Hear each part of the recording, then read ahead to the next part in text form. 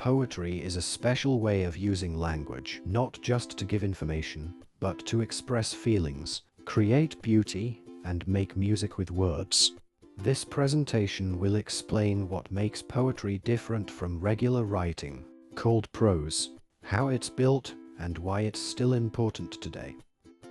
There are two main ways we write in English: poetry and prose. Poetry is written in short lines, called verses, and often grouped into stanzas, like paragraphs in a poem.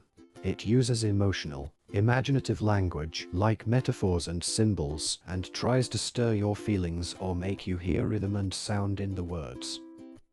Prose is what you see in novels, news articles, or essays. It flows from margin to margin without special line breaks. Its goal is usually to inform, describe, or tell a story clearly and directly. So, poetry suggests and evokes, prose explains and tells. Let's look at how they look on the page. Poetry has visible white space. Lines often stop before the edge of the page, and they're arranged in stanzas. Prose fills the whole line from left to right, with no intentional breaks in the middle of thoughts. This structure isn't just for looks, it shapes how we read and feel the words. Reading poetry is different from reading prose. Poetry asks you to slow down, think deeply, and help create meaning. A single poem can have many interpretations, and that's part of its power. Prose usually gives you one clear message that's easy to understand the first time you read it. In short, prose hands you the answer.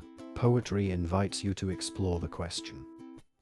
Poems are built using special tools. 1. Verse.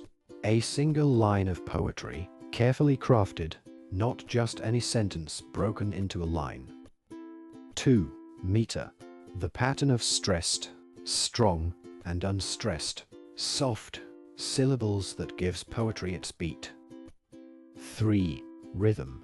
The musical flow created by those stressed syllables, called ictus. 4. Rhyme. When words at the end of lines sound alike after the stressed syllable, like day and way. These elements work together to make poetry feel alive and musical. Counting syllables in poetry isn't always straightforward. Poets sometimes adjust how words are pronounced to fit the rhythm. Here are 4 techniques. We have synalpha, when 2 vowels from different words blend into one syllable. Similar to synalpha is synrhysis. Here the 2 vowels joined occur within the same word, 2 syllables are squeezed into one. In diaeresis, a vowel pair that's usually one sound is split into 2. We have its opposite, called dialepha, when 2 vowels are prevented from blending when they normally would. We keep them separate for rhythm. These tricks help poets control the sound and flow of their lines. A famous example of rhythm in poetry is Shakespeare's iambic pentameter, a rhythmic pattern that goes da-dum da-dum da-dum da-dum da-dum, 5 beats per line. Take this line, shall I compare thee to a summer's day? Each da-dum is an iamb, an unstressed syllable followed by a stressed one. This steady beat gives the poem a natural, speech-like music. Poets organize rhymes in patterns called rhyme schemes. There's the couplet rhyme, A-A-B-B, 2 lines rhyme, then the next 2 rhyme. For example, the sky is blue. My love for you. The sun is bright.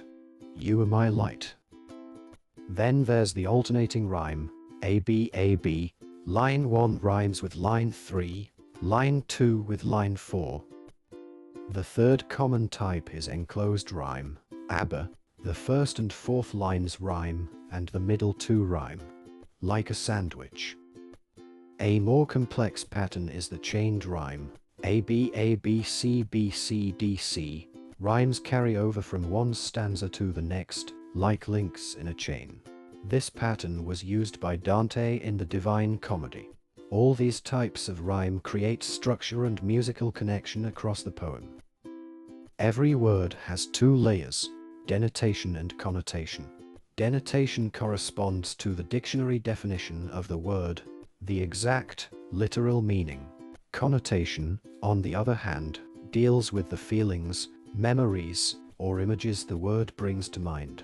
Poets choose words not just for what they mean, but for what they evoke. For example, home might denote a house, but it connotes warmth, safety, or childhood. This emotional depth is what makes poetry powerful. Poets use special language tricks to create vivid images and strong feelings. Let's consider the most common. Metaphor, saying one thing is another, without like or as. Example, hope is the thing with feathers. Hope isn't really a bird, but this helps us feel its lightness and persistence. Simile, comparing two things using like or as. Example, my love is like a red rose. Hyperbole, intentional exaggeration for effect. Example, you killed me today, meaning, that shocked or hurt me deeply. Personification, giving human traits to non-human things. Example, the wind whispered through the trees.